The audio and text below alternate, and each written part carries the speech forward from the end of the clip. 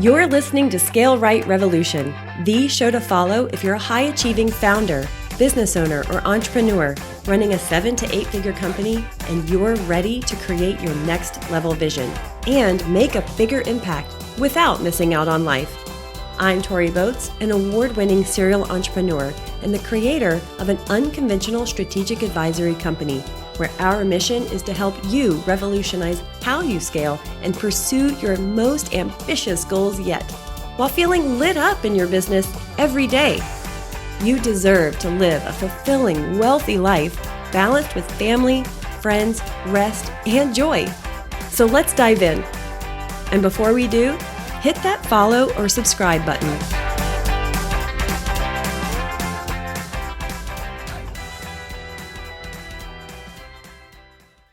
We've all heard the saying, what got you here won't get you there, which really tells us that something has to change. But why? Why not just keep rowing our boat to just keep going? Well, that all depends on the destination you're trying to reach. And when we're talking about growing a company, I like to say this instead. Incremental thinking won't get you exponential growth. That's what we'll explore in this episode. Welcome to our special 10X Grow Your Business series, where I'm sharing the aha moments that come up when you're ready to make a significant leap in your business and you want to build sustainable growth without compromising your health, happiness, or freedom. I hope to make you stop and say, wait a minute, I don't have to do life or business that way anymore. I have the power to change, to rethink the next phase and move around the obstacles. This series will challenge your thinking in a good way to show you that owning a business isn't just about going hard or bust. Growth is about more than just the money, and you can create wealth beyond practices from the 1950s or some syndicated funnel formula that sucks you in like a vortex. It's time to energize your creativity and do things your way. We're exploring this idea of growing a company. Think of that as a series of plateaus. So what do I mean by that? When you're growing a company, there are different areas where you're going to level off for a bit. And this is a normal cycle of growth. So for me, in my first business, I got to my first employee, and then my first 5 employees, then 10, then 30, and then I backed that off to 20, and then 30, and then I bumped it to 50, 75. You get the point. So you'll just keep going to these almost like incremental milestones. What I mean by plateaus is, how long are you going to get stuck there?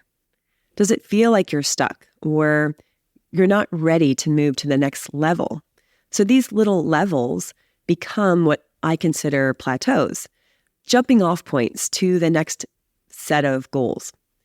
And the reason I think of it as a plateau instead of just a milestone is because when you reach these certain points, you start to think about your business changing in order to support that new level of revenue or new number of employees if you're doing it by head count like I was. There can be different things that you're changing in your business. And sometimes those plateaus are really easy little lily pads to getting to the next point, or they could be really massive jumps depending on what your goals are and how fast you want to grow. So why do you want to get off the plateau? Well, there are many reasons. It could be money. You want more money in your life or more revenue in your business. It could be the impact that you're trying to affect. You could be asking yourself the question, how many more people do I want to have an impact on in their life? Especially if you're a business of service, not necessarily a professional services context, but the context of I want to serve or be in service to more people. This will become more important as your company starts to not just take small leaps, but those big, giant leaps.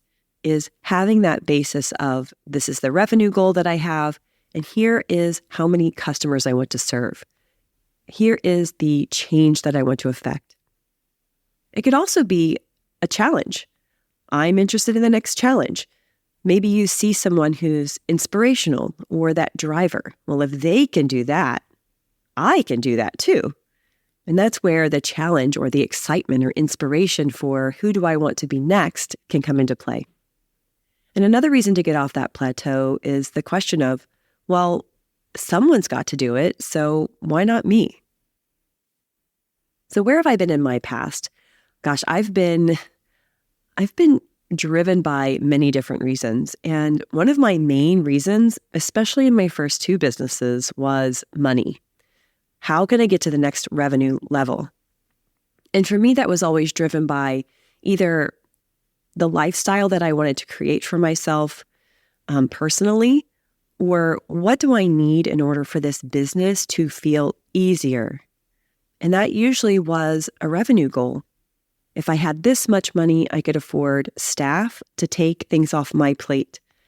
If I had this new amount of money, I could afford to go after larger and larger opportunities.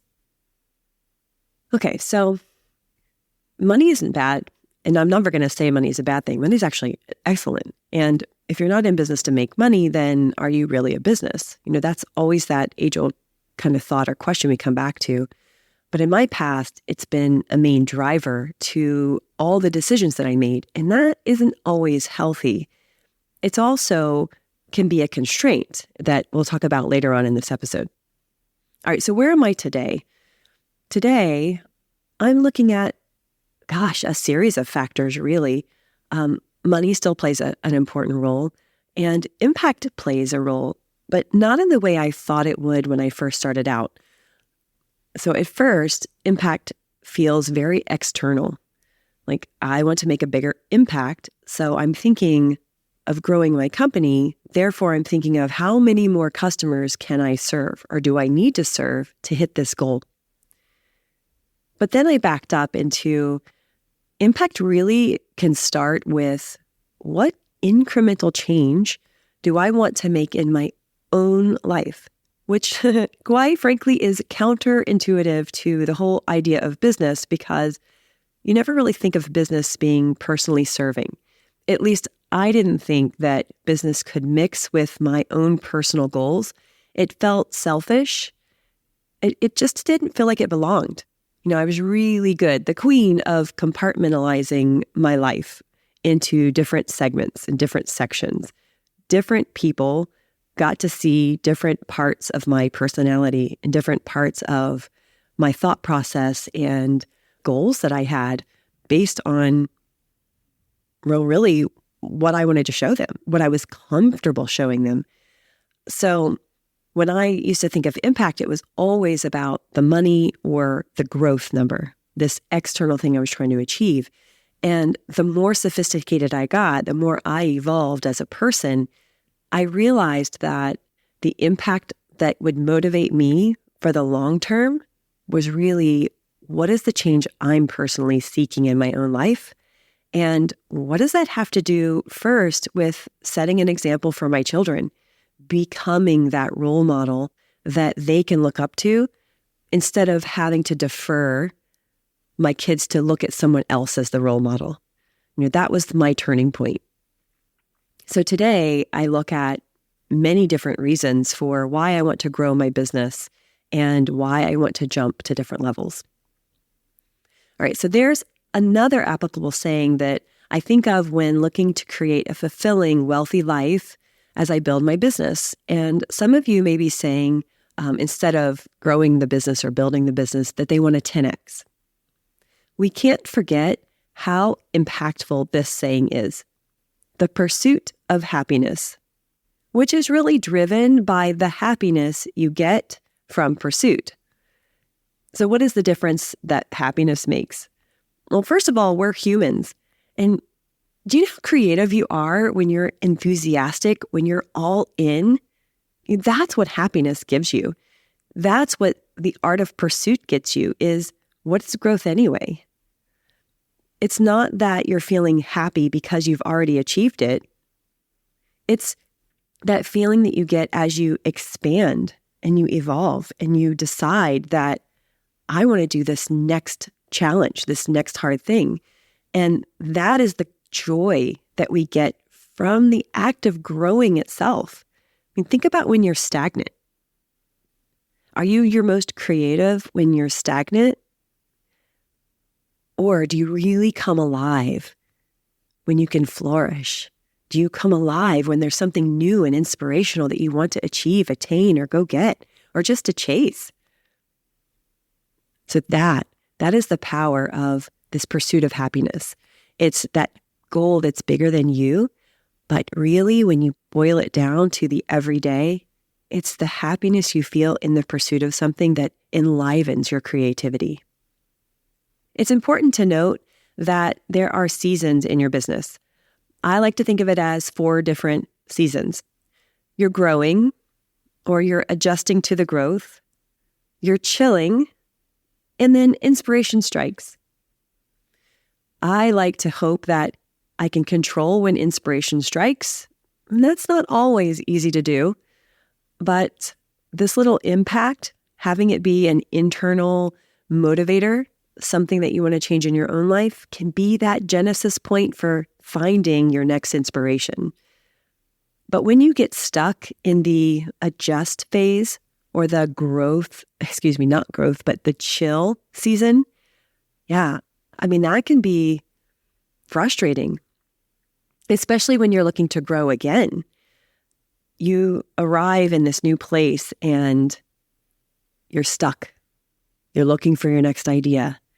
This is that plateau, that flat surface. How big is the plateau? How long are you going to dwell there? And is it really important? So as we consider this concept, incremental thinking won't get you exponential growth. Let's break down the basics. All right, so in the basic sense, business is only made up of 5 main parts. Product creation, I like to make mine customer-centered. Delivery, marketing, sales, and finances. And then that extra little piece is the admin, the team meetings, and email. So as you grow, the system as a whole can get more complex, depending on your business model, your customer base, and the type of work or product your business produces.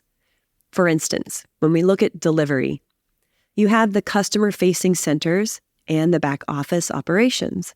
You have people, HR, legal, government affairs or political action committees, and you have finance, which could include SEC rules and government regulations like the FAR, or pulling financial levers to win a proposal or fund your next growth objective. There are so many things wrapped up in the complexity of delivery, just like there are complexities in finance, whether you're looking at cash flow, reviewing where your money is going, or the invoices, just invoice management and dunning your books to get payments that haven't come in. So many things to talk about there. And when you're considering growth, I like to think of it like a 3-legged stool. Gosh, the 3-legged stool is such an analogy used everywhere, but I think it's really helpful to think about it in terms of building your business because you want to look at your technical differentiators and the solutions that you provide as one leg. Then you want to look at your management, which is the key staff, your cost, your program management staff, how you're going to manage, run, and grow this award that you have. And then the third leg is your reputation and past performance. Do they know you? Are you a trusted source? Do they believe in you? Do you know enough about their business, their mission, what they're trying to accomplish as the customer in order to be able to help them, in order to push their goals forward? So these are the 3 pieces that you're considering when you're looking at growing through client work. And then there are levers that you can consider when you're growing. These levers are partnerships. Do you need a strategic partnership to either increase your technical differentiator or to bring in additional staff in a specific expertise area, or to boost your reputation? Hey, we've partnered with this other known value, this other known resource that you've used in the past, Mr. Customer. You can even pull the M&A lever. Do I need to purchase a company who has the reputation or has the technical differentiator or even has the staff I need? And another lever is going to be your pricing. And when we think about pricing, there are so many ways to change how you present your price, or you increase your price or decrease your price over time. So when we look at growth, there can be the three-legged stool, the lenses that we use to view the different levers that we have. You'll also want to consider the factors. Your win rate. How often do you win? What's your close rate? On each particular pursuit or each contract or each client or customer, you're going to have a computed win rate depending on how much you know about them, how well your technical solutions have helped somebody in the past, that's your past performance, or how well your technical solution is suited for this particular customer. And I mean technical in the broadest sense because, I've had technology companies in the past, and if you're not a technology company, you're still looking at your solution as a differentiator on an expertise level or a product level or a service level. So take that with a broad sense. And then you're also looking at the size of the opportunity as a factor. When you're a small business and you're looking at getting a $5 million deal, that is something within the small business realm. So you're able to deliver on a contract of that size, especially when it's spread out over 3 to 5 years. When you're looking at taking on a larger opportunity, say a $100 million opportunity, that has to be something that you can convince the customer that you can deliver on. Because it's not just about, I have a person that's in charge of recruiting, and I have a person in charge of finance, and I have a person in charge of contracts. It's, do you have the systems in place? Do you have repeatable processes in place to be able to handle a program of this size? Do you have a program manager that has the knowledge of how to run something complex? Because when you're talking about $100 million, we're not looking at $1 million a year over 100 years like you would a small business set aside, like a $5 million contract. You're looking at, in 3 to 5 years, can you deliver on this giant outcome? And you're going to need to prove that you have the ability to do that. So those are the factors when we look at the size of opportunities we're going after. And then as you forecast for growth, this is where it really gets interesting, because I like to look at 3 different areas, and 2 are traditional, and 1 is often overlooked. Okay, so let's dive into this. First of all, you look at your external offer. Now, this looks like tweaking your revenue mix, or perhaps you're tweaking your marketing strategy or your sales process. You could also be looking at that delivery system. These are the things that are externally driving to your customer. What offers, when we talk about revenue mix, what offers are you presenting? Are you looking at a membership? Or are you looking at one-on-one services or a group offering? So that's common terminology in the online marketing realm or online business realm. Your revenue mix could be different industries that you're going into. You may have health, you may have Department of Defense, you may have civil. What different industries are you going to be mixing together to create your offers? You might be looking at B2C, your consumer level, versus when and if you sell into corporate. You may have a mix of both. Some of your offers go directly to a consumer, and some of your offers go to corporate. You might even choose not to mix them together. So all of these are your external offer, your external pieces. So the second area of growth I like to look at for forecasting is the internal company structure. There are so many things here. So besides growing your customer-facing employee base, so these are the people that you hire to serve the customer, to present your service or to do the work, to focus on your clients, that is.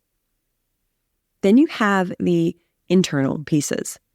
growing, training, and managing your overhead staff. Now, this can be quite daunting when you think about, well, I thought I just had to show up, do the work for the client, maybe manage a few things, and now I'm going to hire some employees to help me with the client work so I can work on my business instead of in my business. And oh yeah, I need to have people that can handle the things in the back office too, because there are hats I don't want to wear as a solopreneur.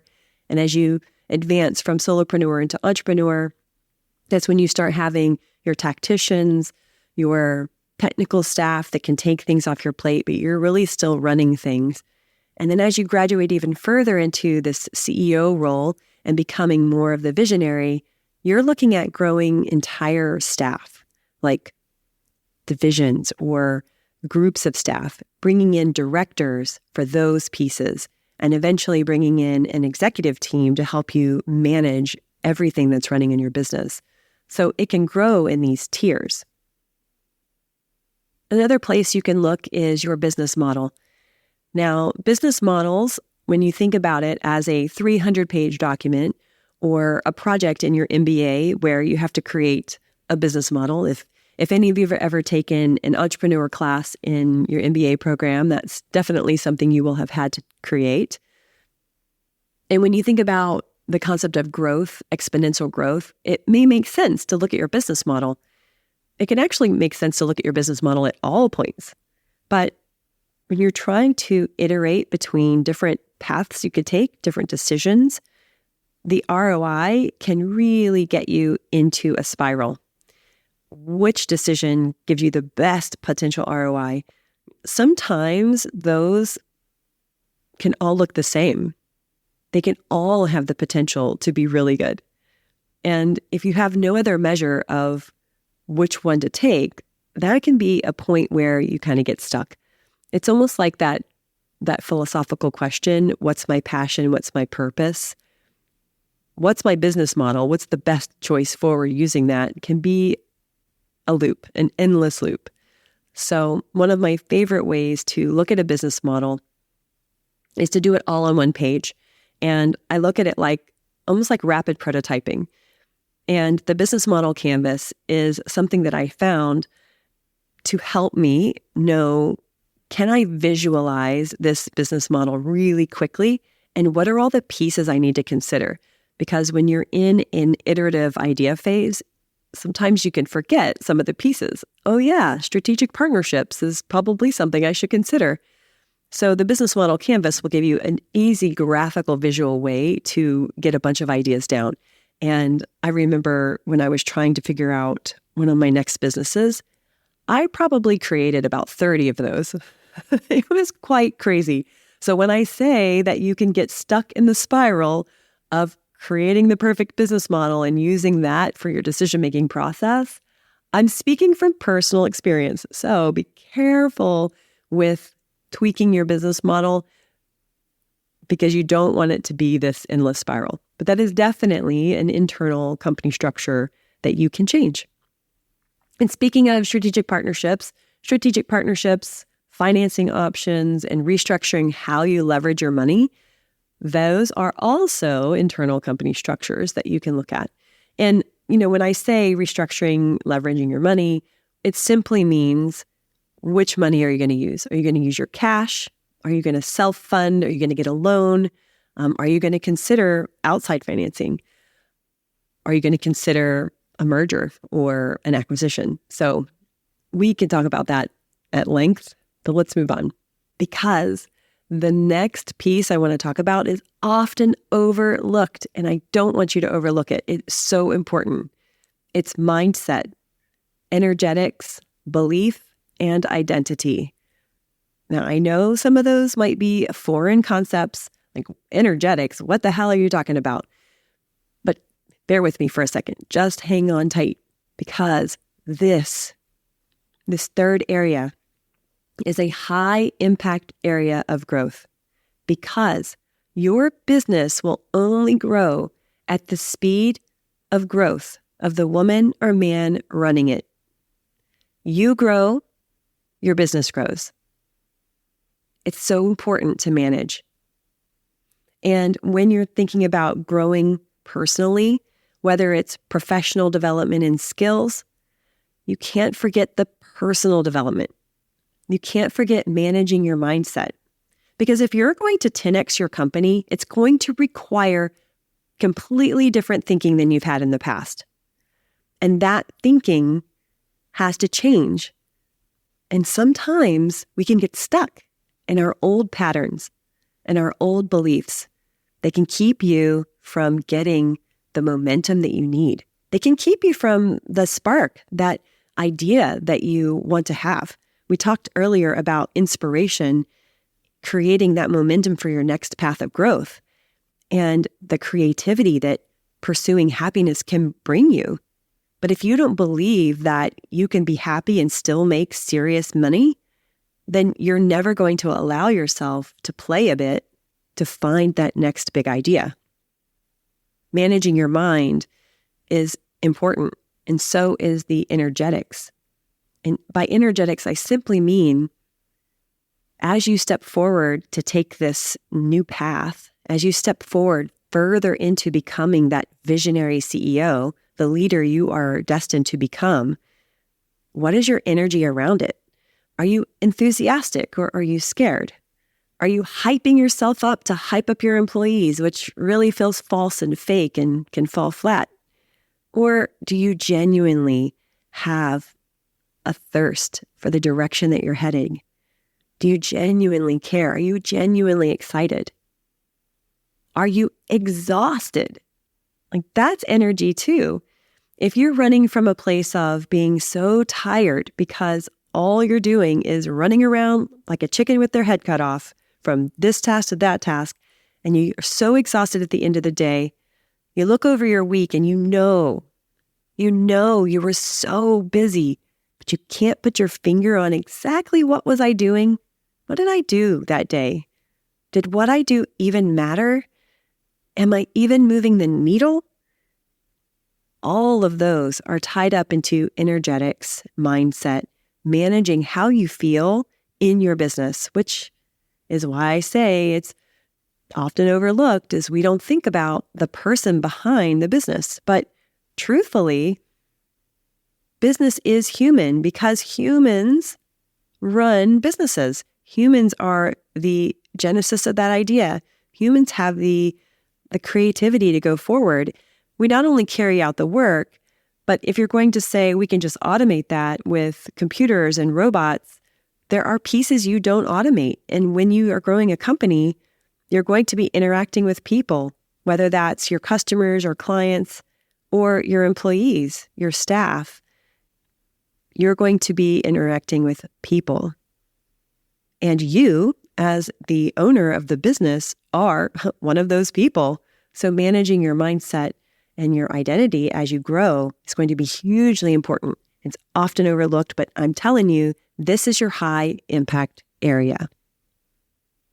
And when we look at taking our thinking to the next level, as we take our business to the next level, all of this is going to come into mindset and identity and who you become, who you allow yourself to become in the process. So let's take a look at what incremental thinking looks like. First, your external offer standpoint. That could look like, I need to hustle to sell more of this. I think I can stretch from $1,500 a month to bringing in $3,600 a month.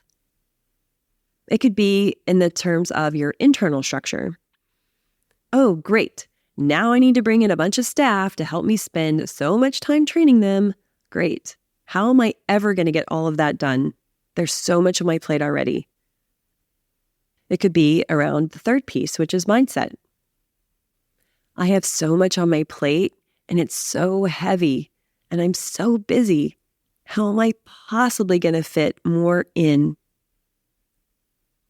So when you're taking your company from earning your first million to 10 million, or from a 7-figure business to an 8 or 9-figure business, you'll need to consider a different order of magnitude.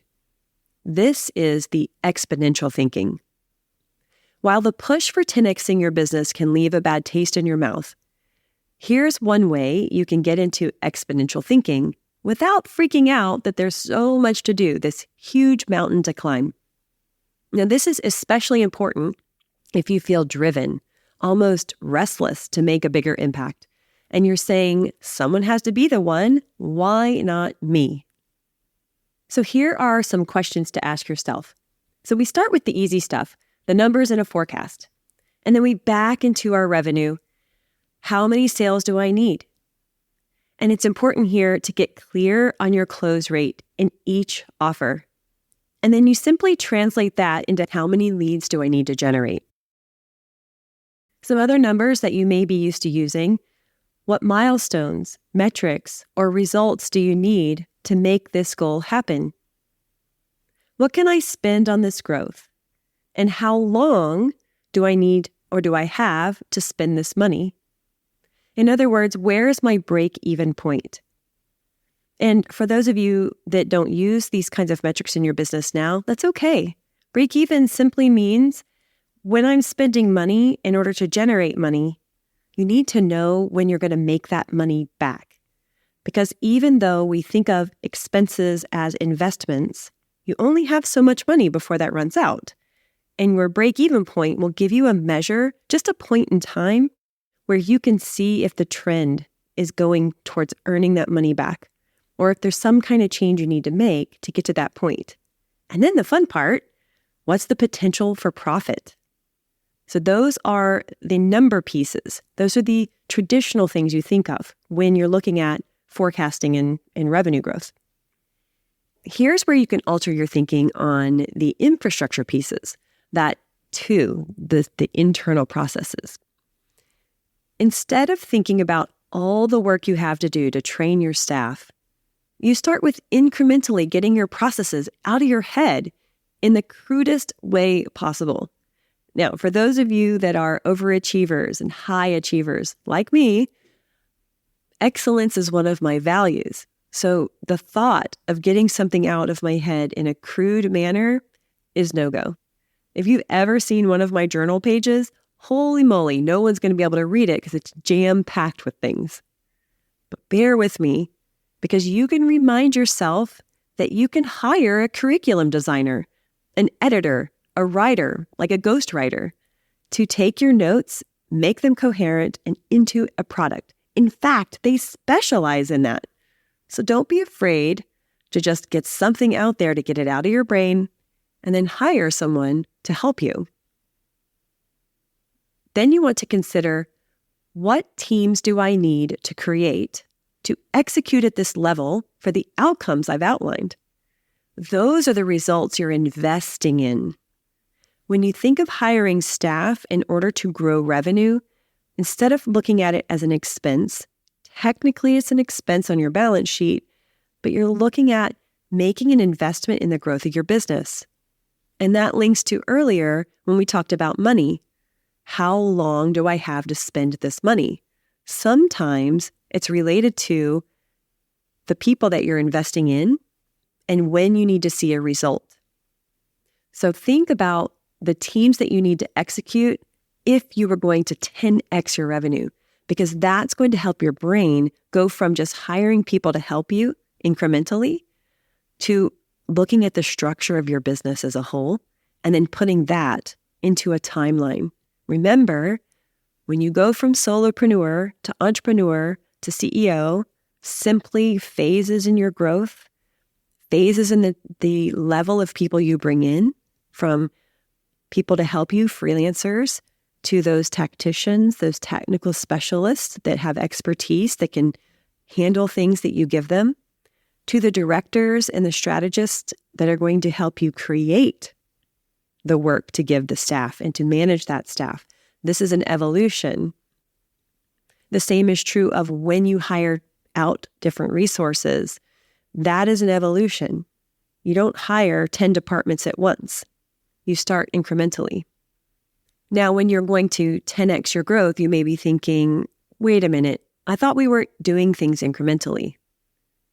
It's that you're not thinking incrementally, but you're still doing business in an incremental fashion because you're evolving, you're growing at the speed that you can handle. Now, when you figure out the investment portion or when you gain momentum, that's when you want to add in to your structure. So I'm not asking you to take risks here that don't make sense. You still mitigate for those risks. You still grow responsibly, but you change the way you think about it, because that will change how you think about the staff in general, how you think about the internal makeup of your business. All right. So then we want to look at, what cash reserves do I need to invest in this growth? And remember to think of it as an investment, not an expense. And where can I get this money? How can I fund this? You can still bootstrap it. I bootstrapped my businesses. Even when I purchased another company, that was a bootstrap effort. That was from investment that I had made into my own business to hold cash for a future expansion, for something I didn't know what I would spend it on. And when it made sense to bring in another business, that was the expense I chose. That was the investment. And the often overlooked area that you are now going to pay keen attention to, your mindset. These are the questions not often asked by a typical business consultant that you need to consider right now. The first one is around identity. Who do I have to become in order to pull this off? This is a question about how can you think differently about who you are, the role that you're playing. When we're talking about the role, I like to think of it as rewriting the rules of your own success. So what rules do you want to play by? What rules aren't serving you or keeping you small or keeping you stuck, keeping you spinning? And what would you rather have those rules be instead? Which could simply be around the flexibility and the freedom that you allow yourself in your business. And then when it comes to the role you play, how can you revolutionize that role? This podcast is the Scale Right Revolution for a reason. I believe that as we want to change the face of the businesses that we create, we have to change how we think about how we do business. Doing business differently is the revolution. Your role, changing it and allowing yourself to think in a bigger, grander manner, allows you to become the entrepreneur and the leader that you're meant to become. It allows you to do things your own way.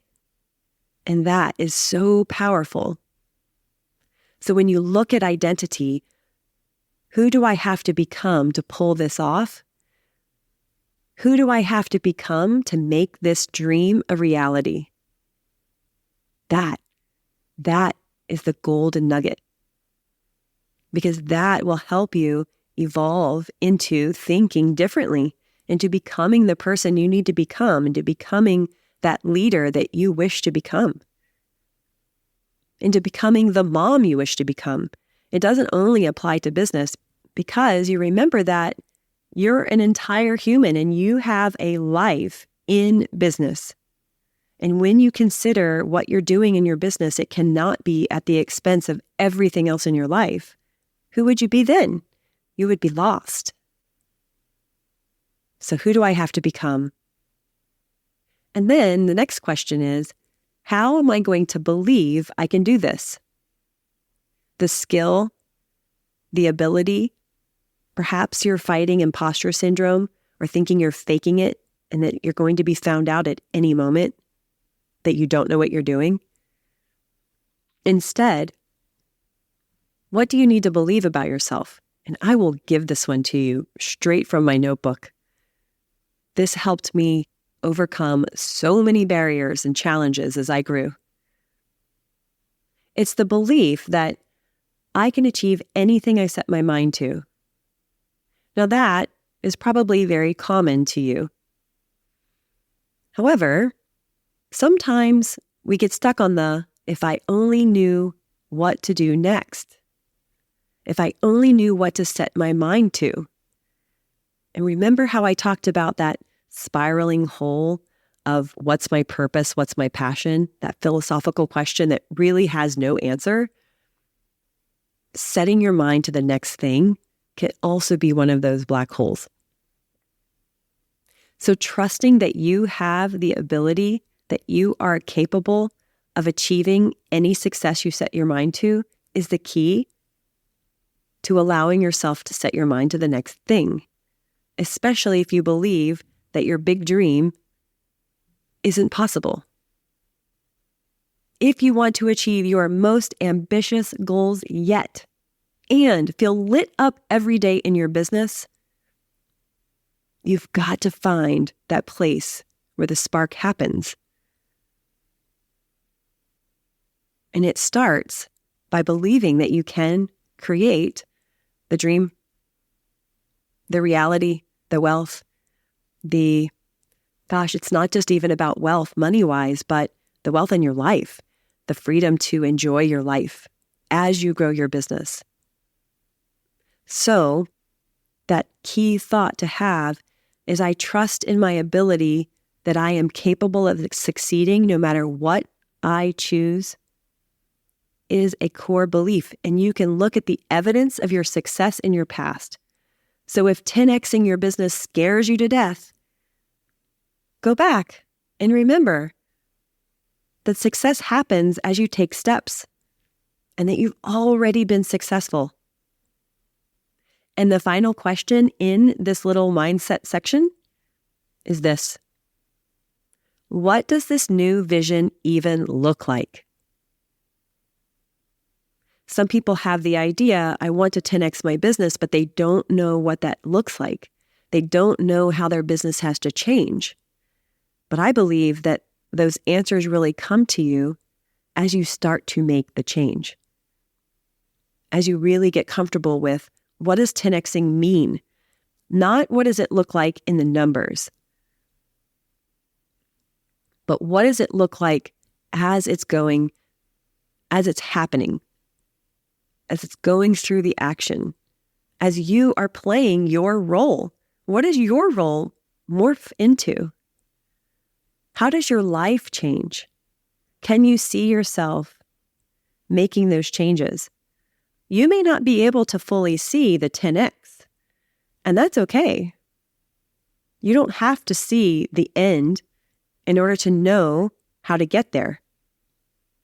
You just have to know how you want to move through that space, which is, who are you becoming as you evolve your business? What does evolving your business look like? What does it mean? Can you picture the people you're trying to impact? Can you picture the room? So when I was looking at professional speaking, so I'd been a speaker for, over 20 years, and a lot of my speaking was unpaid. It was technically based. I was doing a benchmark and telling people what the results were, or I was leading a black hat session or some other kind of workshop. And those were all kind of part of my job or part of the things that excited me, things that I did at conferences and symposiums. And I decided, I want to be a paid speaker, and I want to do this in a way that brings in all of my expertise as a business owner and as an expert in strategy and personal growth and mindset. I had to envision the room that I wanted to be speaking in to know what goal to set. Was I speaking in a room of 10 to 40 women? Was I speaking in a room of 5,000 men and women? Was I speaking in an auditorium? Heck, was I building a stage like Taylor Swift with the snake coming out and speaking to a stadium of people? What did that dream look like for me?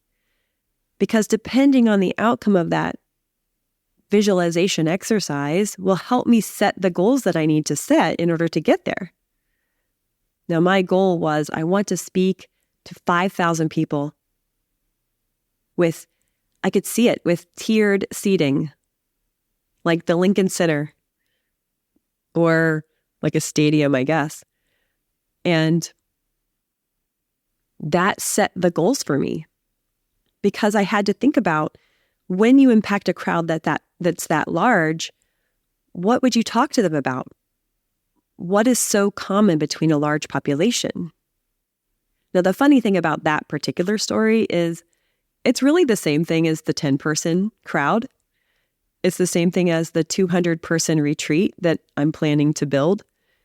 And it's just a difference of how you feel on the stage, the presence you want to give off, and maybe even the format, depending on if I chose to keynote or if I wanted to run a workshop, or maybe a mix of both.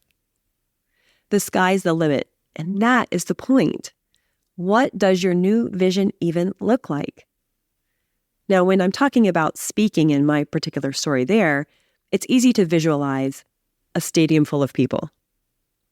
But is it easy to visualize how you serve the clients that you serve? And that's where your mind may start thinking about the industry verticals. Am I going to branch out into health or into health tech and biotech? Am I going to branch into corporate clients? Do I just need more people? Do I need an ascension model where people come in at one price point and then as they grow and develop their business, they continue on with me to the next price or to the next offer? It could be retaining your clients. So there are so many ways that you can envision the next thing. And I encourage you to not think about your business in terms of it running as a separate thing. Yes, we do want to separate our own identity from our business identity. Your business sits on the side of you. It is not part of you, even though as entrepreneurs, it can feel like your baby, can feel like this thing that is part of you. You are a business owner. That is your identity. But if you can set that to the side for this exercise of envisioning your future, I want you to really look at your role in that vision. I want you to look at your personal goals and how you can take those personal goals further through your vision of your business, because those two will link together to help you create that spark. And the pro tip, why am I doing all of this? This is such an important question, and I'll tell you why. When you design the trade-off up front, when you can answer the question, was it all worth it? Well before you've made so many sacrifices that your life has passed you by, that is powerful. It keeps you centered. It keeps you intentional in your actions.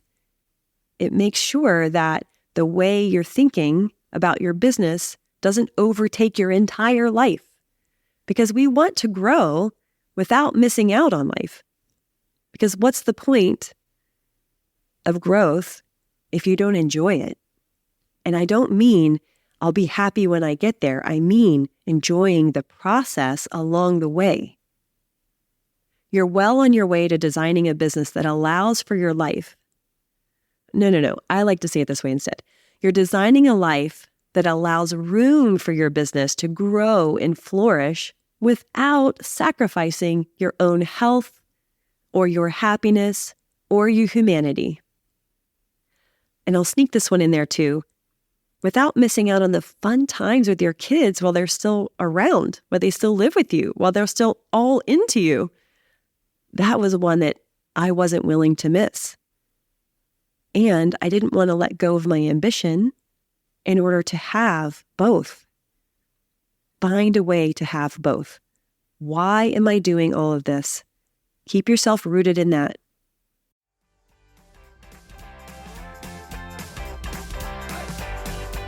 If this podcast inspires you in any way, I invite you to take this further. For every client I work with, whether it's one-on-one, a VIP day, or a long-term engagement, we use the Visionary Advantage system as the foundation. You can step right into using my system for yourself with a free gift from me to you by visiting toriboats.com/advantage. Inside, you'll find a new way of thinking about how you scale your business so you can continue to run at the highest level without missing out on life. Plus, simple steps so you can take immediate action right now. And if you have any questions, you can email them to me. So before the next episode plays, go to toriboats.com/advantage.